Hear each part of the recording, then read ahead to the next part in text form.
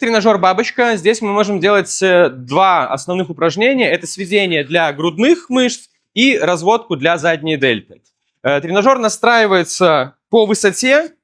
Также мы нажимаем рычаг, немножко приподнимаем его вверх и меняем положение сидения, выше или ниже. Выбираем высоту таким образом, чтобы рукояти были на уровне примерно плечевых суставов. Садимся, упираемся грудным отделом спины в спинку сзади, беремся за рукояти на одном уровне.